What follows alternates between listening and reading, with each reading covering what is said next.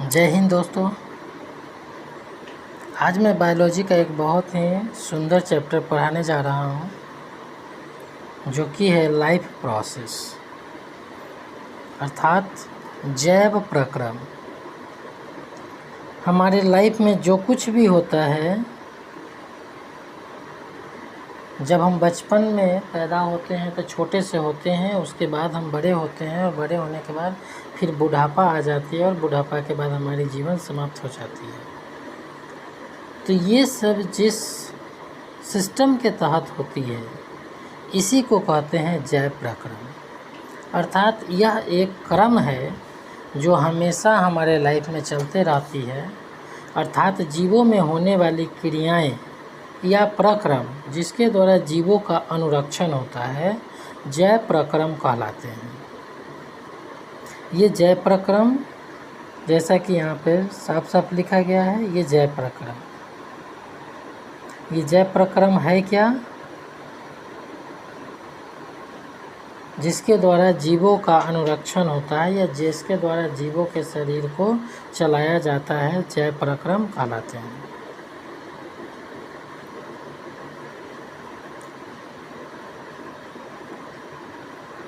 चलिए तो अब हम चलते हैं इसके परिभाषा पर। ये अध्याय 6 है जो क्लास 10th के लिए बहुत ही महत्वपूर्ण होती है। जैव प्रक्रम। ये जैव प्रक्रम है क्या? तो वे सभी प्रक्रम संयुक्त रूप से जीवों के अनुरक्षण का कार्य करते हैं, जैव प्रक्रम कहलाते हैं। ये अब अनुरक्षण क्या है? यानी कि जिसके द्वारा जीवों को चलाया जाता है इसे ही जैव प्रक्रम कहते हैं। यानी जीवों के शरीर का रक्षा की जाती है, इसे जैव प्रक्रम कहते हैं। या जीवों में होने वाली वे सारी प्रक्रम या वे सारी क्रियाएं जिनके द्वारा शरीर का अनुरक्षण होता है या अनुरक्षण का कार्य किया जाता है, जैव प्रक्रम कहलाते हैं। ये जैव प्रक्रम में हमारे पास 4 चीज़ें होती हैं।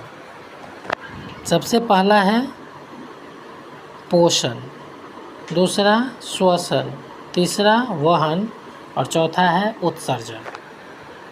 पोषण में क्या होता है?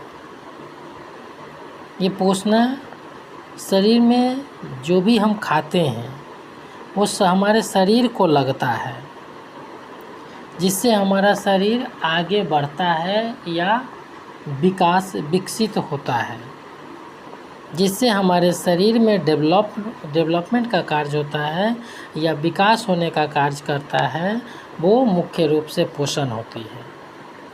जैसा कि नाम से पता है पोषण, पोषण का मतलब ही होता है पोषना। तो पोषण हमारे शरीर में होता कैसे है? तो हम भोजन लेते हैं और भोजन से हमारे शरीर को पोसा जाता है। इस भोजन में होता क्या है? तो भोजन में मुख्य रूप से प्रोटीन, कार्बोहाइड्रेट्स, फैट्स, लिपिड, इन्हीं सब चीज़ों की आवश्यकता होती है हमारे शरीर को विकसित होने के लिए। तो पोषण मुख्यतः 2 तरीके की होती है।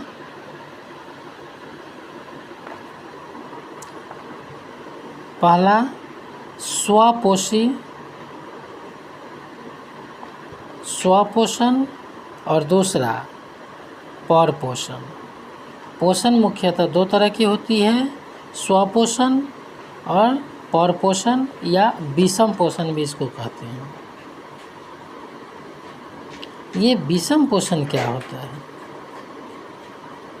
जैसा कि नाम से पता है स्व और पोषण, तो वैसे जीव जंतु जो अपना पोषण का कार्य स्वयं करते हैं, स्वयं मतलब कि सूर्य के उपस्थिति में जो अपना भोजन स्वयं पकाते हैं, इसको कहते हैं स्वपोषी।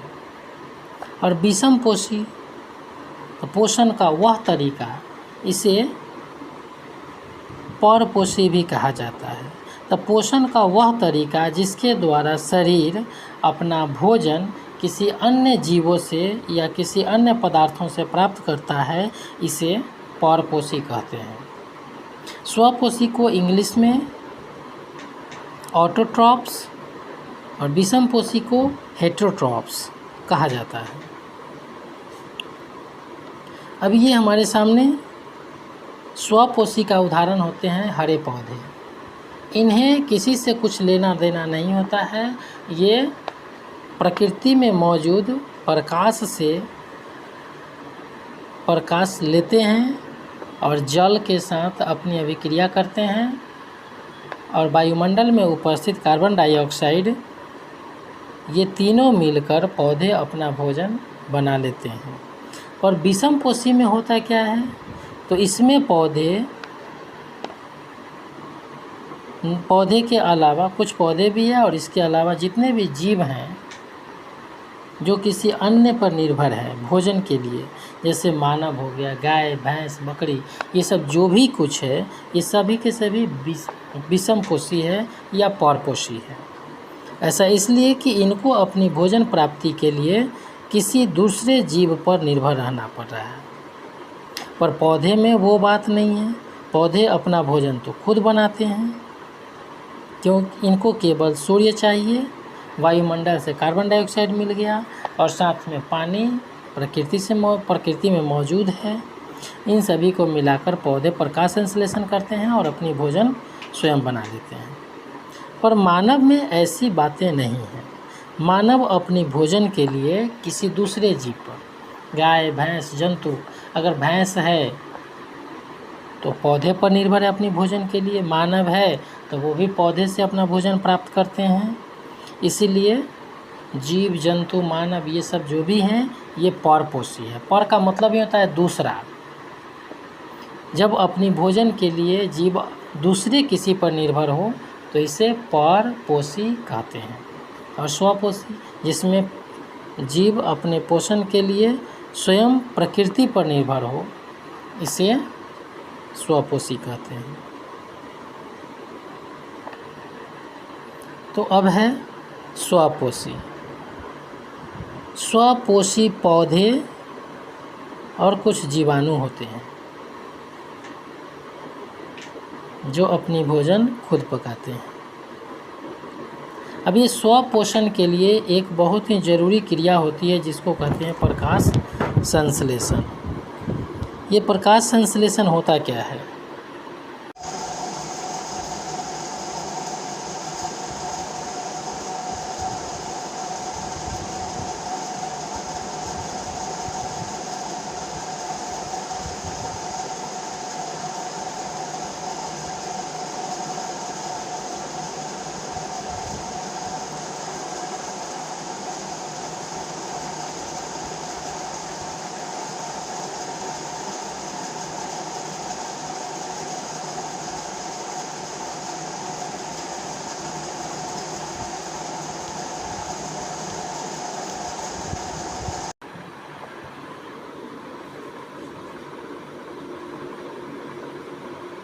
अमीबा में मुख्य रूप से पोषण जो होती है वो प्राणी संपोषण होती है। इसमें होता क्या है कि अमीबा अपना स्यूडोपोडिया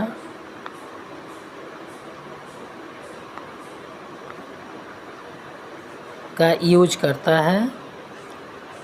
अमीबा का स्ट्रक्चर्स हमारे पास इस तरह का होता है। इसके जो निकले हुए छोटे छोटे से भाग होते हैं इसको स्यूडोपोडिया कहते हैं या कूटपाद। ये स्यूडोपोडिया से क्या किया जाता है कि भोज्य पदार्थ को पकड़ लिया जाता है, जैसे यहाँ पे पकड़ा गया है। नेक्स्ट, उसके बाद अपने शरीर के अंदर में स्यूडोपोडिया को फैलाने के बाद जो भोज्य पदार्थ होते हैं उसको वैक्यूल के माध्यम से अपने शरीर में इसे ग्रहण कर लेते हैं और बाद में इसका पोषण करके अवशिष्ट के रूप में शरीर से बाहर निकाल दिया जाता है। तो सबसे पहले भोजन का पाचन करता, भोजन को अमीबा अंतःग्रहण करता है। भोजन को अपने पादाप की सहायता से, अर्थात पादाप मतलब स्यूडोपोडिया के मदद से भोजन को घेर लेता है। उसके बाद फूड वैक्यूल के द्वारा इसे अपने अंदर में ले लिया जाता है। खाद्य रिक्तियाँ में जटिल पदार्थ का विघटन सरल पदार्थों में कर दिया जाता है, यानी इसे अपने शरीर के अंदर में लेकर तोड़ दिया जाता है। तोड़ने के बाद उसमें जो भी न्यूट्रिशनल सब्सटेंस होते हैं उसे निकाल लिया जाता है और बचा हुआ अपच कोशिका की सतह की ओर गति करके बाहर कर दिया जाता है। इस प्रकार अमीबा में पोषण की क्रिया संपन्न होती है। इसके एग्जाम्पल पैरामीशियम भी है।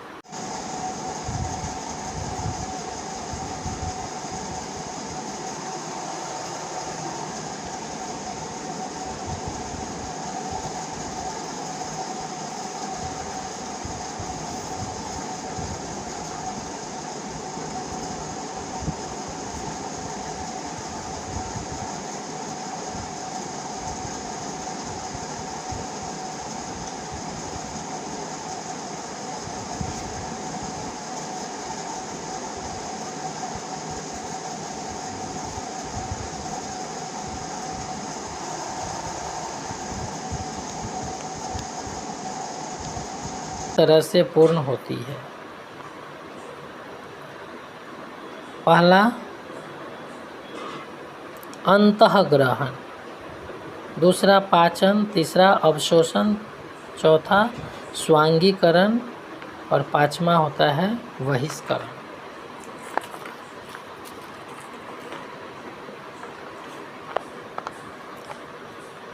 तो जैसा कि नाम से पता है, अंतःग्रहण इसमें भोजन शरीर के अंदर में लिया जाता है।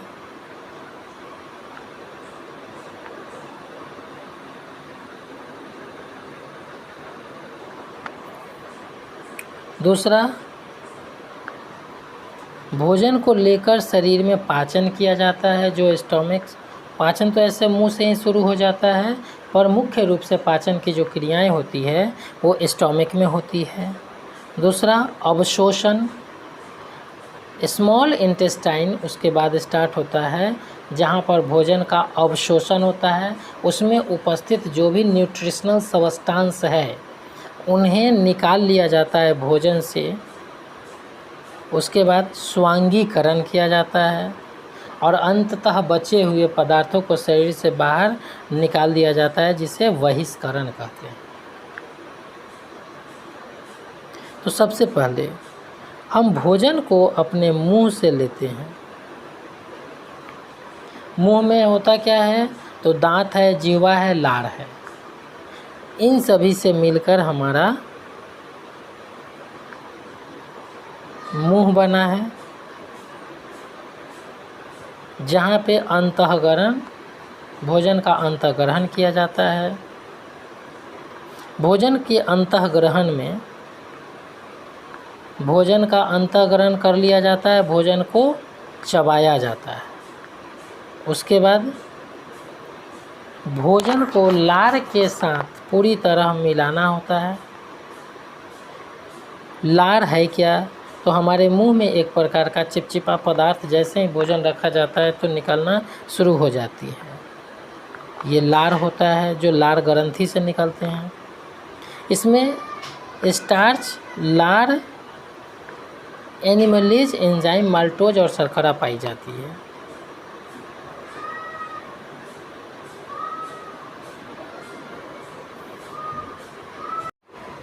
सबसे पहले भोजन का अंतःग्रहण माउथ से होता है और हमारे माउथ जो होती हैं वो कई चीज़ों से मिलकर बना है। दांत है, जिह्वा है, लार ग्रंथि है, इन सभी से मिलकर हमारा मुंह बना है। और मुंह में कुछ समय तक भोजन को कुचला जाता है। यहाँ से मुंह भोजन को आगे की ओर धकेल देता है, जिसका नाम होता है ग्रसनी। इसे हम पिक्चर में इस प्रकार देख सकते हैं। ये माउथ है। माउथ से होते हुए भोजन आगे की ओर बढ़ता है, जिसे ग्रसिका या ग्रसनी कहते हैं। ये एक लंबी सी नली होती है जो यहाँ से होते हुए ये हमारे पेट के अंदर में यहाँ तक आती है। ये ग्रसनी एक लंबी सी नली होती है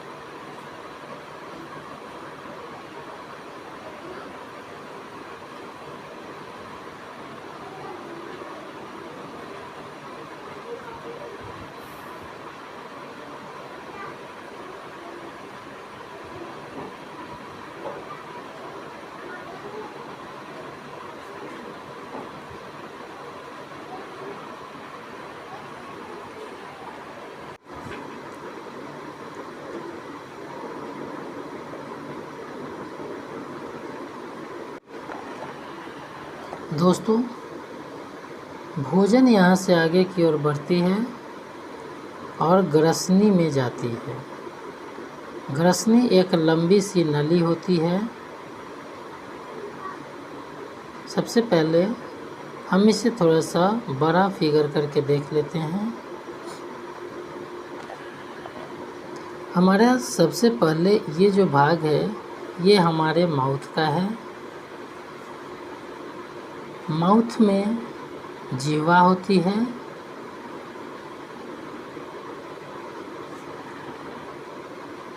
जीभ के ठीक पीछे ऊपर और नीचे दांत पाई जाती है। दांत के ठीक पीछे कंठ होता है। कंठ से एक लंबी सी नली गुजरती है, जिसे ग्रसनी कहते हैं।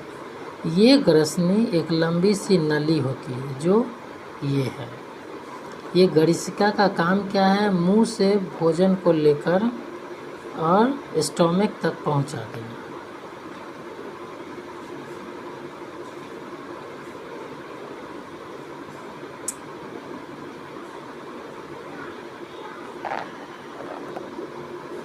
स्टोमक एक प्रकार की थैली है। माउथ से भोजन होते हुए ग्रसिका में जाता है। ग्रसिका से अमाशय में और अमाशय से छोटी आंत, जिसे हिंदी में क्षुद्रांत कहते हैं। सबसे पहले भोजन माउथ में, माउथ से ग्रसिका में, ग्रसिका से अमाशय में और अमाशय से क्षुद्रांश में और क्षुद्रांश से बृहदांत्र में और उसके बाद गुदा से होते हुए हमारे शरीर से बाहर निकाल दिया जाता है भोजन को। इसमें मुंह को माउथ भी कहा जाता है। ग्रसिका को ओइसोफेगस कहा जाता है।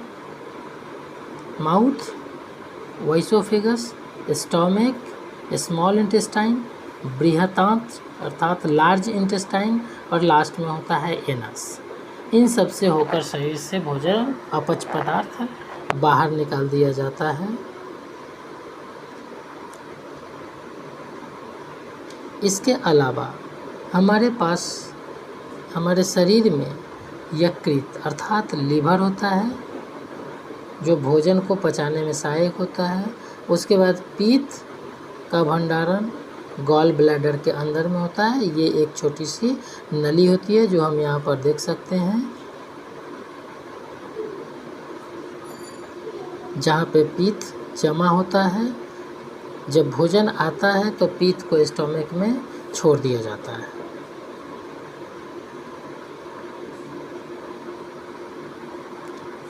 हम इसे एनिमेशन के जरिए भी समझ सकते हैं।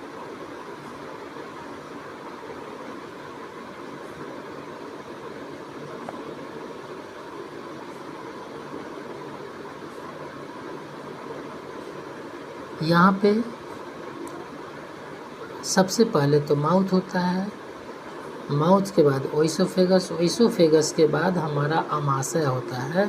और अमाशय जो होती है इसी को हिंदी में स्टोमक हिंदी में अमाशय कहा जाता है, इंग्लिश में स्टोमक कहा जाता है। स्टोमिक एक थैली होती है जिसमें भोजन का पाचन होता है। ये भोजन स्टोमिक में 6 घंटा तक रह सकता है। सबसे पहले स्टोमिक में लगी होती है बहुत सारी जठर ग्रंथियाँ, जिसको गैस्ट्रिक ग्लैंड भी कहा जाता है। गैस्ट्रिक ग्लैंड्स हमारे पेट में अर्थात आमाशय में बहुत सारा एंजाइम्स का निर्माण करता है, जिसे पेप्सिन, हाइड्रोक्लोरिक एसिड और श्लेष्मा, ये सब इनकी अधिकता पाई जाती है इसमें, जिससे भोजन का पाचन होता है। स्टोमिक से भोजन पहुंचता है छोटी आंत में अर्थात स्मॉल इंटेस्टाइन में, जो कि यहाँ दिया गया है, छोटी आंत, क्षुद्रांत या स्मॉल इंटेस्टाइन। स्मॉल इंटेस्टाइन में जाने के बाद बहुत सारा रस निकलता है, जो इस प्रकार है। कार्बोहाइड्रेट्स,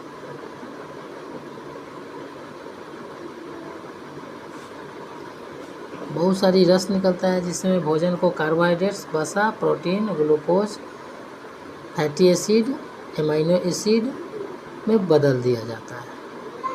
इसके बाद एक बहुत बड़ा ऑर्गन्स होता है हमारे शरीर में जिसका नाम होता है लीवर, यानी कि यकृत। ये अग्नाशय से श्रवण को ग्रहण करता है, प्राप्त करता है। लीवर हमारे शरीर में पीत रस का निर्माण करता है। ये पीत रस में सबसे ज़्यादा लवण की मात्रा होती है। अब इसमें फैट्स भी पाई जाती है, जिसमें पित्त लवक, वसा, इन सब चीज़ों की अधिकता पाई जाती है। अग्नाशय, जिसमें अग्नाइट रस पाई जाती है, जिसमें एनिमलेज एंजाइम, ट्रिप्सिन एंजाइम और लाइपेज एंजाइम्स पाया जाता है, जो प्रोटीन, फैट्स और स्टार्च को तोड़ते हैं। एमाइलेज प्रोटीन को ट्रिप्सिन की उपस्थिति में पेंटोज में बदल देते हैं। वसा लाइपेज को लाइपेज की उपस्थिति में वसा एसिड में बदल देते हैं, फैटी एसिड में, और स्टार्च एमाइलेज को ग्लूकोज में बदल देती है। इसके बाद दार्घरोम, स्मॉल इंटेस्टाइन में बहुत सारी छोटी छोटी लंबी लंबी स्ट्रक्चर्स पाई जाती है, जिसको दार्घरोम कहा जाता है। माइक्रोबिलाई इसको बोलते हैं। ये अवशोषण की सतह को बढ़ा देती है।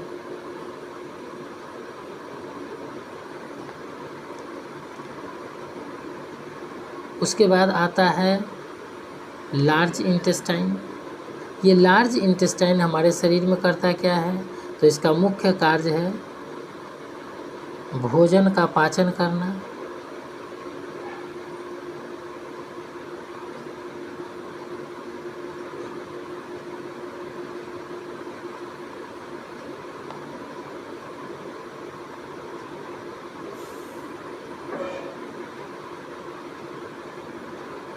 इसके बाद हम चलते हैं आगे की ओर। जय प्रक्रम का अगला चैप्टर है श्वसन।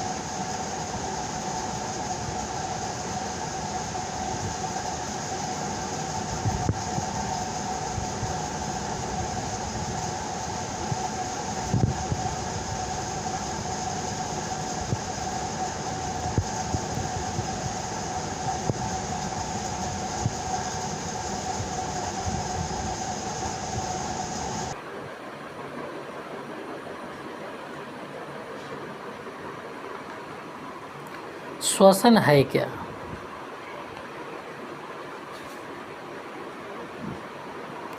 तो श्वसन जीवों में होने वाली वैसी प्रक्रिया है जिसके द्वारा हम ऑक्सीजन ग्रहण करते हैं और CO2 शरीर से बाहर निकालते हैं। इन्हीं क्रियाओं के मिले जुले रूप को हम लोग श्वसन कहते हैं।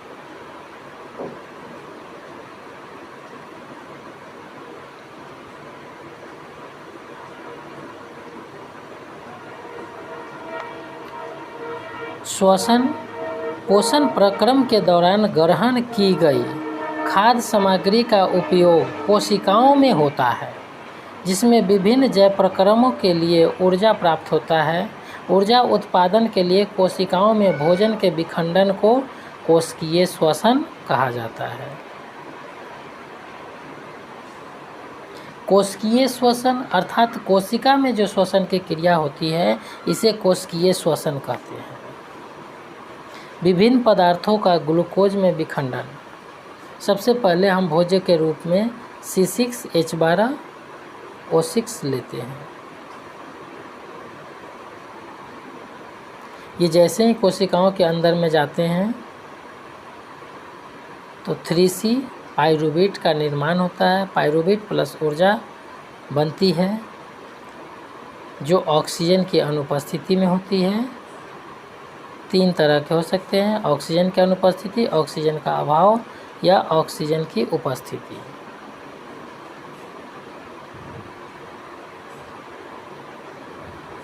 अगर ऑक्सीजन की अनुपस्थिति है तो इथेनॉल, कार्बन डाइऑक्साइड प्लस ऊर्जा का निर्माण होगा और ये श्वसन की क्रिया पाई जाती है ईस्ट में। ऑक्सीजन का अगर अभाव है तो लैक्टिक एसिड, ऊर्जा और हमारी पेशीय कोशिकाओं में इसका कार्य होता है। अगर ऑक्सीजन की उपस्थिति हुई तो कार्बन डाइऑक्साइड प्लस जल प्लस ऊर्जा का निर्माण होता है, जो कि माइटोकॉन्ड्रिया के अंदर में ये अभिक्रियाएं होती हैं।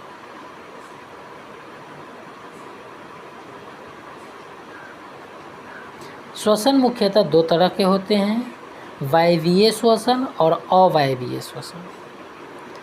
वायवीय श्वसन में ऑक्सीजन की उपस्थिति में होती है, जबकि अवायवीय श्वसन ऑक्सीजन की अनुपस्थिति में होती है।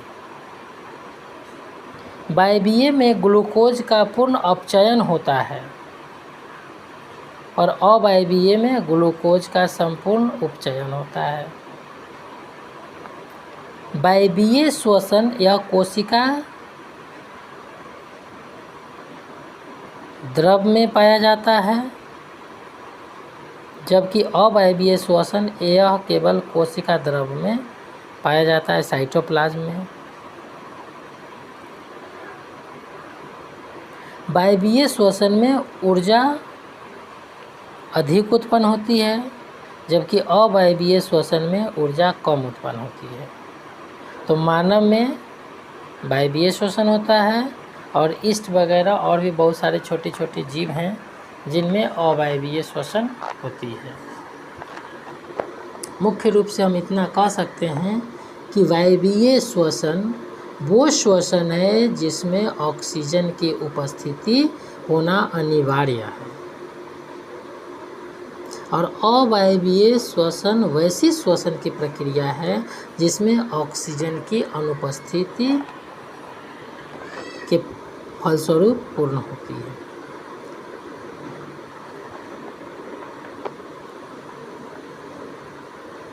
मानव का श्वसन तंत्र मुख्यतः निम्नलिखित अंगों को मिलाकर बनता है। सबसे पहले नासा द्वार, जिसको नाक बोलते हैं, जो नाक के बाहरी भाग है, 2 छिद्र पाए जाते हैं, उसे नासा द्वार कहते हैं, अर्थात नाक को नासा द्वार कहते हैं। उसके बाद होता है ग्रसनी, जहाँ पे ग्रास नली होती है, जहाँ भोजन और वायु ये दोनों एक ही नली के पास में मिलते हैं, उस क्षेत्र को ग्रसनी अर्थात ग्रास नली और नासा द्वार दोनों एक जगह मिलते हैं, इसीलिए इसे ग्रसनी कहा जाता है। उसके बाद अगला अंग है कंठ। उसके बाद श्वास नली ट्रैकिया, श्वास नलिका फुफ्फुस जो कि लंग्स में पाई जाती है, फेफड़े में, और कुपिका कोश, इसको एल्वोलाई भी कहा जाता है। हम इसे और बड़ा करके देखते हैं। रुधिर कशिकाएं वाहिकाएं जिसमें ब्लड आती हैं।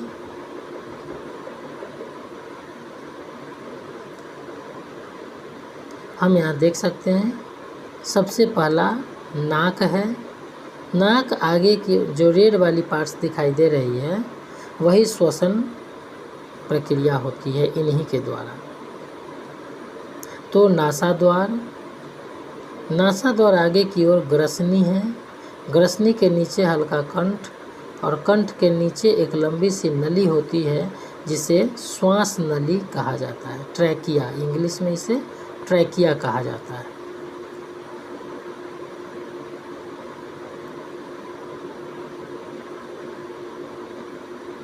आगे की ओर ये दो पार्ट्स में बट जाती है, लेफ्ट लंग और राइट लंग्स। ये हमारे पास दो लंग्स होती है, लेफ्ट और राइट। इस लंग्स के अंदर में बहुत सारी इस तरह की बनी हुई स्ट्रक्चर्स पाई जाती है जहाँ ऑक्सीजन वायु से जाती है, जिसे एल्वोलाई कहते हैं। इसे हिंदी में कोपिका भी कहते हैं, हिंदी में इसे कोपिका भी कहा जाता है। ये है कोपिका अर्थात एल्वोलाई डक्ट। एल्वोलाई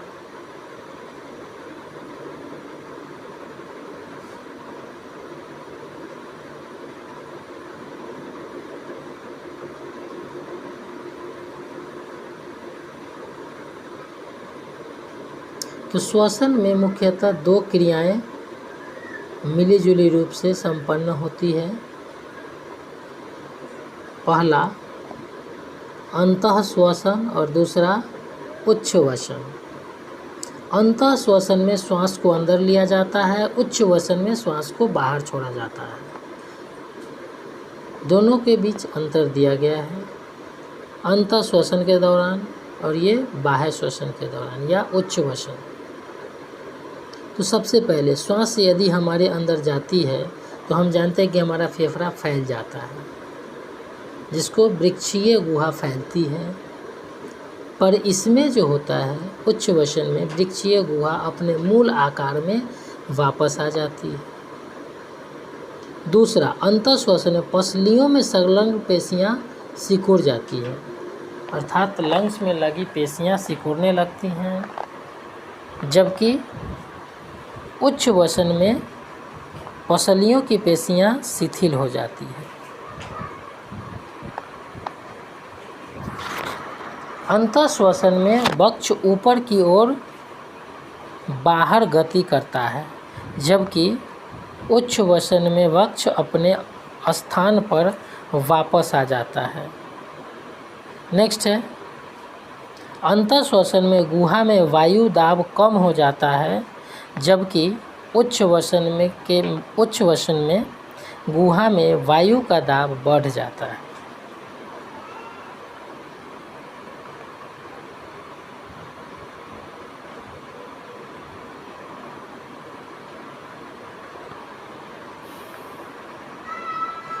अतः शॉर्ट में हम इसे इस प्रकार भी समझ सकते हैं।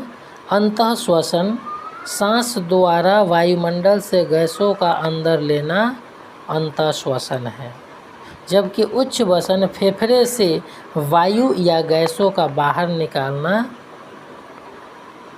निकालने की क्रिया है। स्थलीय जीव श्वसन के लिए वायुमंडल से ऑक्सीजन का उपयोग करते हैं। जो जीव जल में रहते हैं वे जल में विलय ऑक्सीजन का उपयोग करते हैं।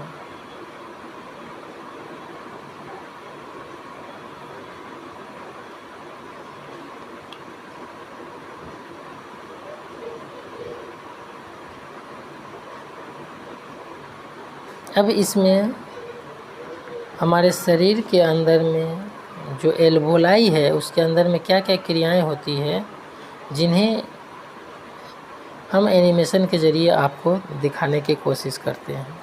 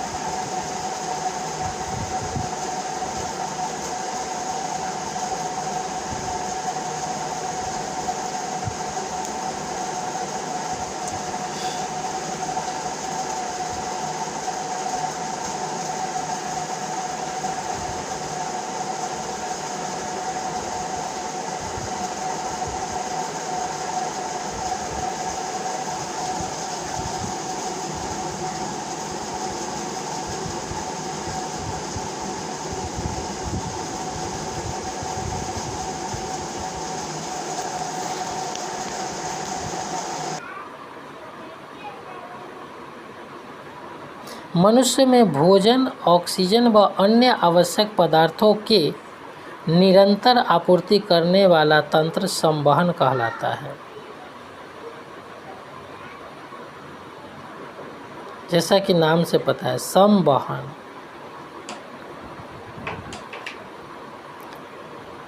अर्थात ये किसी भी पदार्थ को शरीर में एक जगह से दूसरे जगह पहुंचाने का कार्य करते हैं, इसे संवहन कहते हैं। मानव में संवहन तंत्र मुख्य 3 तरह की पाई जाती है।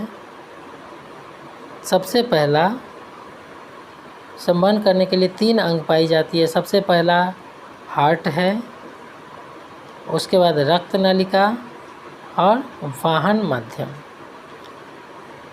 तो हृदय हमारा एक पंप ऑर्गन्स है। इसका काम केवल है ब्लड को एक जगह से दूसरे जगह धकेलना। दूसरा रक्त नलिका, जिसमें ब्लड बहती है, इसे रक्त नलिका कहा जाता है। हमारे शरीर में ब्लड को बहने के लिए एक सिस्टम पाया जाता है जिसे रक्त नलिका कहते हैं।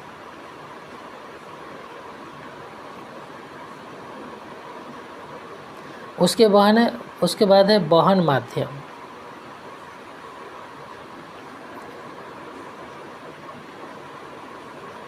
तो रक्त नलिका जो होती है वो मुख्यतः 2 प्रकार की होती है। पहला धमनी और दूसरा सीरा। धमनी में हमेशा अशुद्ध रक्त बहते हैं। अशुद्ध करने का मतलब है सीरा में हमेशा अशुद्ध रक्त बहते हैं और धमनी में हमेशा शुद्ध रक्त बहते हैं। शुद्ध और अशुद्ध करने का मतलब ये है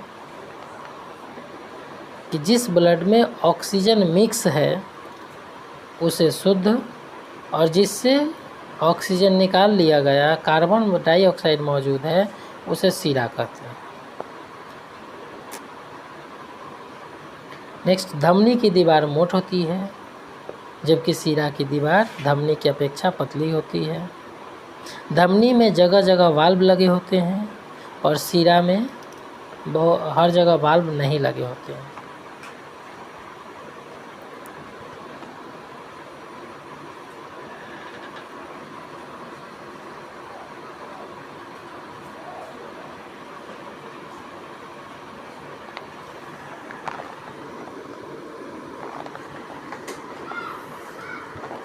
हार्ट के फंक्शंस को हम एनिमेशन के ज़रिए समझ सकते हैं। मानव का हार्ट मुख्यतः 4 चेम्बर्स का बना होता है, 2 ऊपर की ओर और 2 नीचे की ओर। ऊपर वाले भाग को ऑरिकिल कहा जाता है और नीचे वाले भाग को वेंट्रिकल। 2 ऑरिकिल और 2 वेंट्रिकल। ऑरिकिल वेंट्रिकल दोनों लेफ्ट में और राइट में भी पाए जाते हैं। तो लेफ्ट ऑरिकिल को लेफ्ट और राइट वेंट्रिकल को राइट वेंट्रिकल, लेफ्ट वेंट्रिकल को लेफ्ट और राइट को राइट कहा जाता है।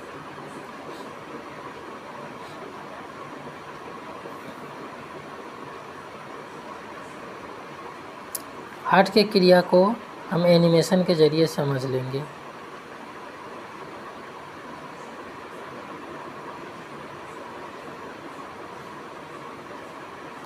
पौधे में परिवहन मुख्यतः 2 चीज़ें पाई जाती हैं, जाइलम और फ्लोएम।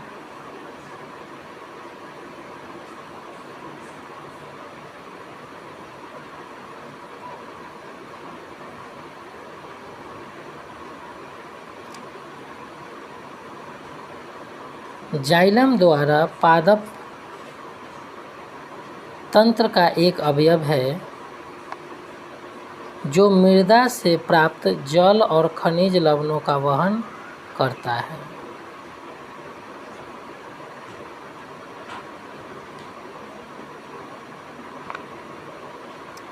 जाइलम पौधे में मिट्टी से प्राप्त जल, खनिज और लवण को पूरे पौधे में जड़ से लेकर पत्तियों तक पहुंचा देते हैं।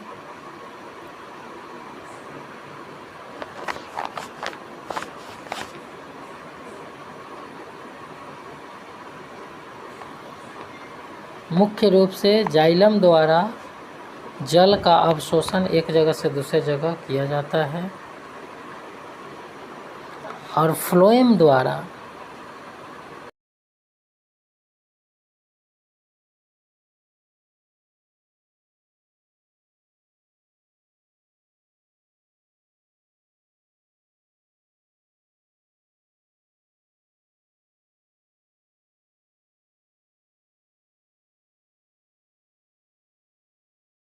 मानव में उत्सर्जन का मतलब ही होता है कि खराब पदार्थों का हमारे शरीर से बाहर निकालना उत्सर्जन कहलाता है। उत्सर्जन के लिए हमारे शरीर में एक ऑर्गन्स पाया जाता है, यानी अंग पाया जाता है, जिसे किडनी कहा जाता है। वह जैव प्रक्रम जिसमें जीवों में उपापचयी क्रियाओं में जनित हानिकारक नाइट्रोजन युक्त पदार्थों का निष्कासन होता है। या इसे हम इस प्रकार भी समझ सकते हैं कि विभिन्न उपापचयी क्रियाओं के द्वारा हमारे शरीर में जो खराब पदार्थ बनते हैं उन्हें शरीर से बाहर निकालना उत्सर्जन कहलाता है। यह एक कोशिकीय जीव से लेके अनेक कोशिकीय जीवों में पाया जाता है। सबसे पहले एक कोशिकीय जीवों में उत्सर्जन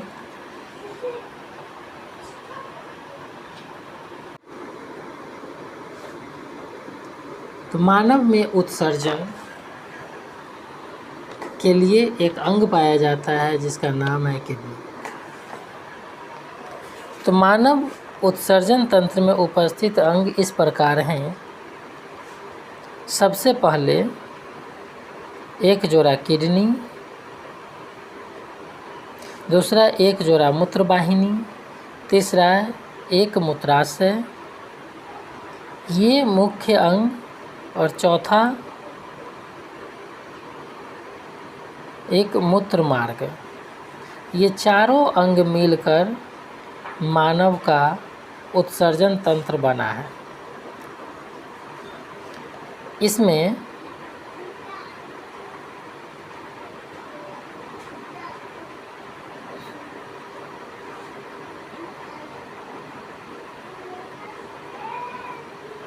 एक जोड़ा किडनी, ये किडनी का काम है हमारे ब्लड में मिले हुए व्यर्थ पदार्थों को शरीर से छानकर बाहर निकालना, जिसमें एक जोड़ा मूत्र वाहिनी पाया जाता है जो दोनों किडनी से बाहर की ओर निकलते हैं। हम यहाँ पर फिगर में देख सकते हैं मूत्र वाहिनी, जो कि ये नली, लाल वाली जो नली निकली है, यही मूत्र वाहिनी कहलाती है। यही आगे चलकर एक स्ट्रक्चर से मिलती है, बैग लाइक स्ट्रक्चर्स, इसे मूत्राशय कहते हैं।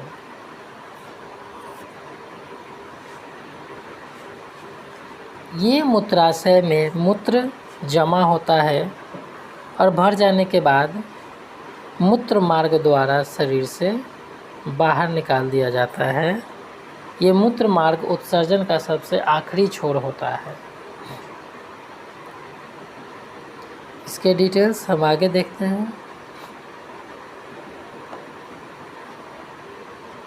किडनी में मूत्र बनने के बाद मूत्र वाहिनी से होता हुआ मूत्राशय में एकत्रित होता है। किडनी का एक ही काम है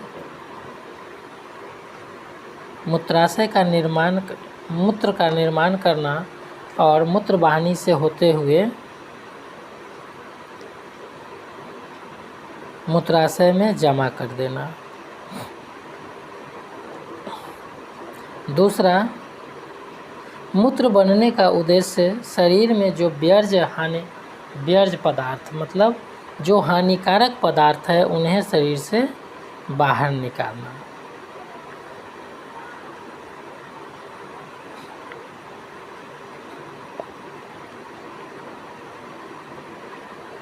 किडनी में मूत्र का निर्माण की प्रक्रिया।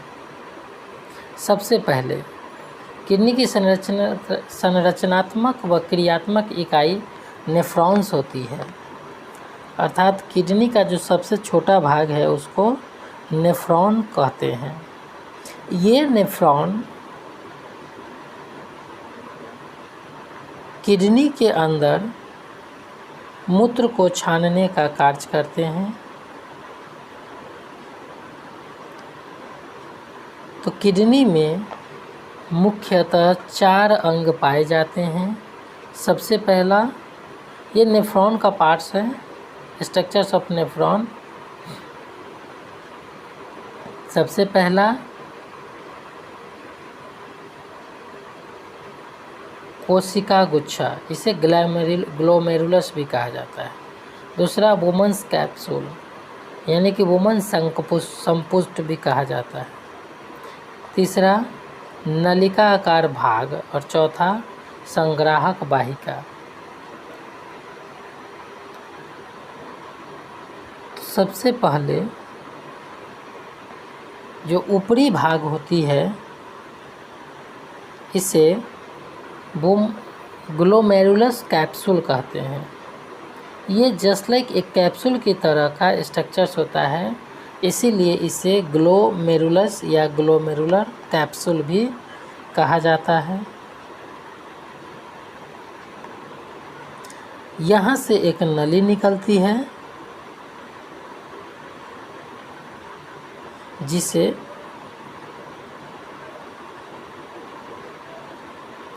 यहाँ एक स्ट्रक्चर्स बनती है जो ठीक कप की तरह का स्ट्रक्चर्स होता है। इसे वुमन संपुष्ट कहा जाता है। इसके बाद एक लंबी सी नली, एक गूढ़ी हुई स्ट्रक्चर्स, बहुत उलझा हुआ स्ट्रक्चर्स पाया जाता है,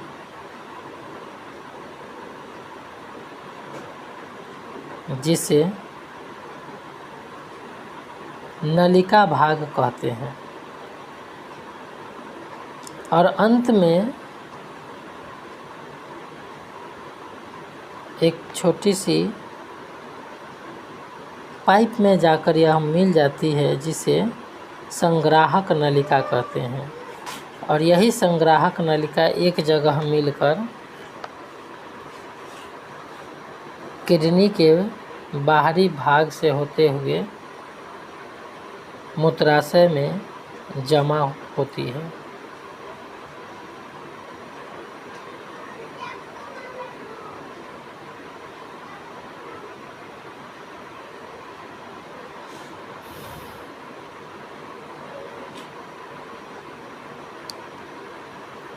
नेफ्रॉन्स के काम इस प्रकार हैं। सबसे पहले कोशिका गुच्छ या निस्यंदन भी कहा जाता है। जब किडनी धमनी की शाखा वृकाणु में प्रवेश करती है, तब जल, लवण, ग्लूकोज, एमाइनो एसिड तथा नाइट्रोजन वेस्ट पदार्थ कोशिका में से क्षण कर्बोमंस संपुष्ट में चले जाते हैं। इनका पुनः अवशोषण, यानी कि बचे हुए जो अच्छे पदार्थ होते हैं, इनका पुनः अवशोषण हो जाता है। और अंत में जो यूरिया तथा व्यर्थ पदार्थ होते हैं, वे किडनी से बाहर निकाल दिए जाते हैं।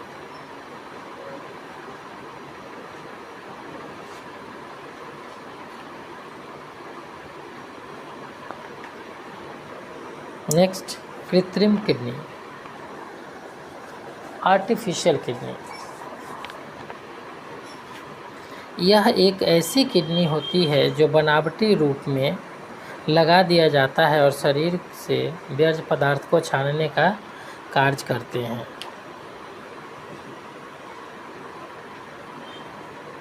कृत्रिम किडनी यह एक ऐसी युक्ति है जिसके द्वारा रोगियों के शरीर में कृत्रिम किडनी की मदद से नाइट्रोजन युक्त अवशिष्ट पदार्थों का निष्कासन होता है।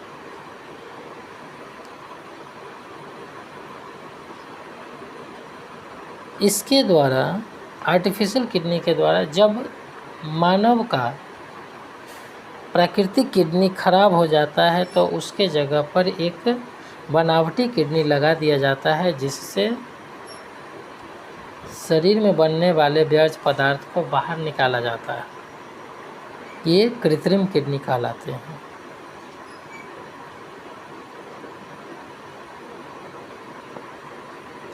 एक स्वस्थ व्यक्ति में प्रतिदिन 180 लीटर आरंभिक निस्यंदन किडनी में होता है, जिसमें से उत्सर्जित मूत्र का आयतन 1.2 लीटर होता है।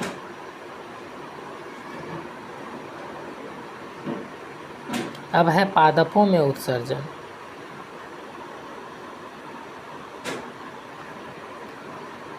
बाष्पोत्सर्जन प्रक्रिया द्वारा पादप अतिरिक्त जल से छुटकारा पा जाते हैं। दूसरा, बहुत से पादप अपशिष्ट पदार्थों को एक कोशिका रिक्तियों से में संचित रखते हैं। तीसरा, अन्य अवशिष्ट पदार्थ रेजिन, गोंद, इन सब के रूप में वो जमा कर लेते हैं। तीसरा, पादप कुछ अवशिष्ट पदार्थों को अपने आसपास मृदा में उत्सर्जित कर देते हैं। मुख्य रूप से पौधे में उत्सर्जन इन्हीं चारों प्रक्रियाओं द्वारा होता है। That's all.